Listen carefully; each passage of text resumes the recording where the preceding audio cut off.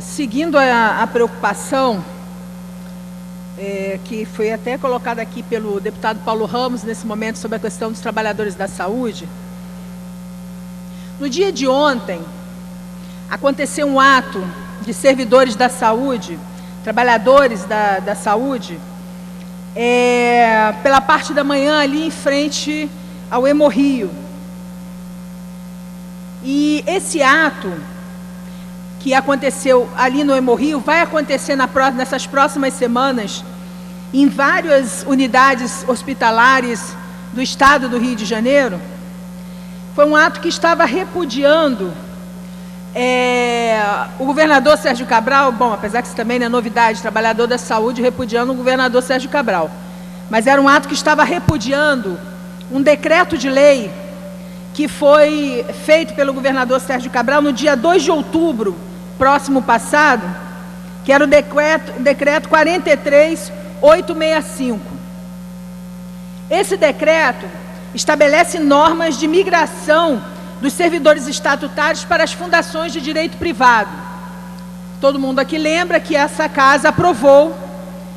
uma lei criando fundações públicas de direito privado para fazer a gestão dos hospitais estaduais do Rio de Janeiro.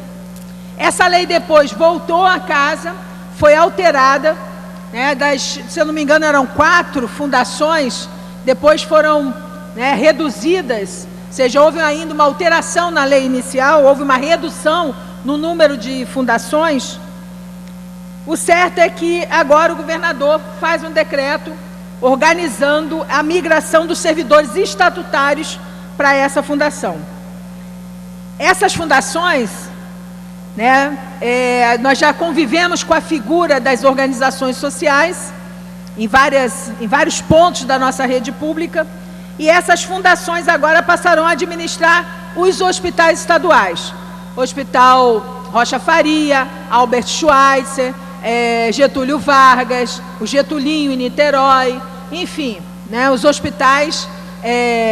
estaduais, as grandes emergências, como nós da área da saúde chamamos. E, obviamente, que se é uma fundação pública de direito privado, ela tem o objetivo de administrar esses hospitais conforme as normas de mercado. Eu falei agora há pouco, no debate que nós estávamos fazendo de orçamento, quanto custa uma UPA do Estado e quanto custa uma UPA administrada por uma OS. Pois bem, a política de administração das fundações, ela vai, na verdade, aumentar essa expropriação do Estado na área da saúde, colocando uma lógica de mercado, transformando saúde em mercadoria, mais do que o governo já conseguiu fazer até agora, e consolidando uma política de privatização, de precarização do serviço na área da saúde. Esse decreto que faz essa transferência, que pretende fazer essa transferência e essa migração, ele fixa também regras de pressão diária e sistemática sobre os servidores. Aqui eu vi vários deputados hoje falarem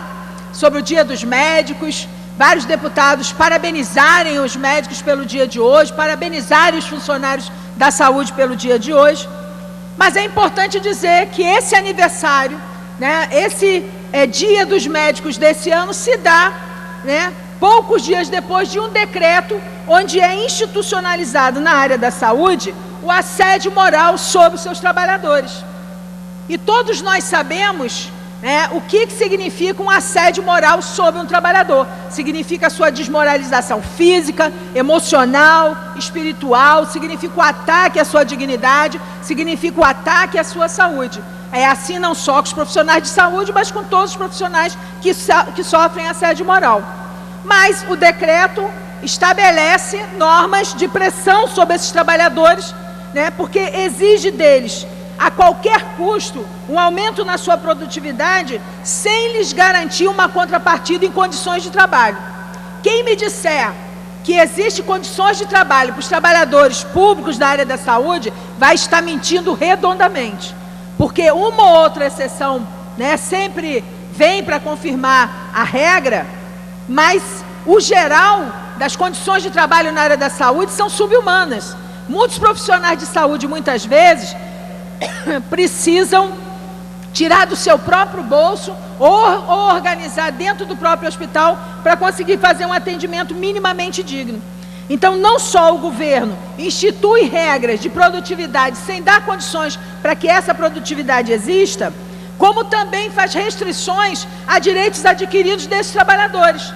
Vocês sabiam que esse médico que todos estão parabenizando, por exemplo, vai ter agora o seu direito garantido em lei a ter licença médica limitado no número de dias? Ou seja, o governador Sérgio Cabral limitou por decreto o número de dias que um profissional de saúde pode ficar doente. Ele não pode ficar doente para além daqueles dias que o governador colocou no decreto, porque se ele ficar doente para além disso, ele vai ter que trabalhar doente ou ele vai ter que perder os dias de trabalho dele. Essa institucionalização do assédio moral é uma coisa muito grave. E é uma coisa que esse parlamento aqui, que tem que estar aqui para defender o direito da cidadania como um todo, não só dos tubarões que estão por trás das OS, porque estão por trás da Fundação Pública de Direito Privado, mas para defender fundamentalmente o direito do povo e dos seus trabalhadores dentro da área da saúde e dentro do serviço público de uma forma geral. Então, quero questionar esse decreto, e dizer, que nós vamos trabalhar para que esse decreto possa ser revogado. Não só pelo ataque moral, pelo ataque que faz à saúde da população, porque também faz ataque à população, porque ele prevê um aumento de produtividade para melhorar, em tese, o serviço de saúde para a população, mas baseado no número de atendimento. Ou seja, quanto mais consultas e cirurgias, em tese, tiverem, ele mostra que isso melhora a qualidade. Nós aumentamos o número de consultas, aumentamos o número de cirurgias, então está tudo certo, a qualidade da saúde está atingida. Só que se a gente for pegar os números do DIEESE, os números do IBGE, os números da Fundação Getúlio Vargas, que muitas vezes deixa passar a realidade, porque tem se demonstrado aí uma fundação, muitas vezes a serviço dos interesses, que vêm colocados aí pelos próprios governos. Mas se nós formos olhar, por exemplo, a mortalidade infantil, se nós formos olhar, por exemplo, o número, o crescimento de mulheres que têm problema durante a sua gestação, se nós formos olhar o crescimento da dengue, se nós formos olhar os números, que dão um retrato da área da saúde, não olhar quantas UPAs fizeram, não olhar quantos hospitais fizeram, não, até porque não fizeram também, mas porque se formos olhar esses números, nós vamos perceber que a saúde continua atacada e os usuários, a despeito das propagandas que são feitas pelo governo, continuam tendo uma péssima saúde. Não só na rede pública, mas não é novidade para ninguém também, que a própria classe média que procura o seu atendimento nos planos de saúde não consegue mais marcar uma consulta no mesmo dia ou uma consulta para 3 dias. Geralmente as pessoas precisam de um mês, 2 meses para conseguir na rede privada de saúde uma consulta. Além disso, essa lei que criou as fundações, ela abre brechas também para que a população possam pagar pelos serviços prestados pelos hospitais públicos. Está escrito na lei que foi votada aqui pela Assembleia Legislativa, que as pessoas que vão utilizar a saúde pública dentro dos próprios públicos podem pagar por esse serviço, dependendo da forma aí como se organize a administração dessas fundações dentro de cada uma das unidades. Então, eu queria aqui me dirigir também aos servidores da área da saúde, para dizer a eles que hoje a pior coisa que eles podem fazer é aceitar o decreto, é aceitar o canto da sereia e migrarem para as fundações, abrirem mão da sua condição de servidores públicos estatutários e migrarem para as fundações, porque o governador Sérgio Cabral, para concretizar o seu plano de privatização, precisa que os servidores migrem para a fundação, porque se não houver essa migração, ele não tem como colocar essas fundações em pé, funcionando para concretizar a privatização. Então também há responsabilidade de lutar contra essa privatização, de defender a saúde do povo, defender a saúde pública e mais, defender seus próprios empregos e defender a sua integridade física,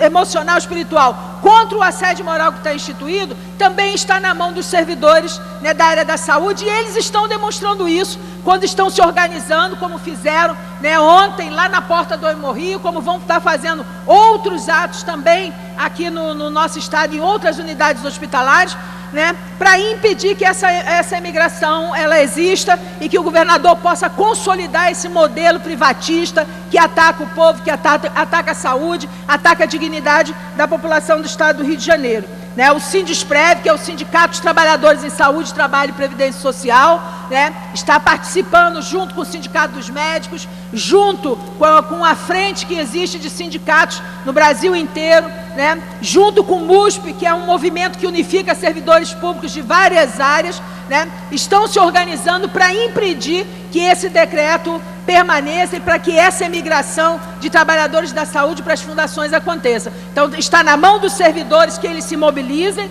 está na mão dos parlamentares dessa casa, que são da área da saúde, que nos mobilizemos aqui dentro para impedir que isso aconteça, e fundamentalmente está na mão da população lá fora, porque tem que ser a população a entender que mesmo ela, quando usa, né, a medicina privada, que é necessário manter a rede pública até para fazer uma regulação desses serviços, até para poder ter uma pontuação desses serviços privados que ela espontaneamente busca, né, a partir dos planos de saúde para poder utilizar. Então, eu vi hoje aqui vários parlamentares falarem da área da saúde, e se nós tivéssemos tempo suficiente, talvez nós passássemos, sei lá, muito tempo aqui falando exclusivamente desse assunto, porque é um assunto muito delicado, é um assunto muito pertinente, é um assunto que diz respeito à vida das pessoas, à sua existência física. Então, deve ser tratada por esse parlamento como prioridade e dessa forma. E como nós estamos em debate de orçamento, temos que baixar esse orçamento, para concluir, senhor presidente,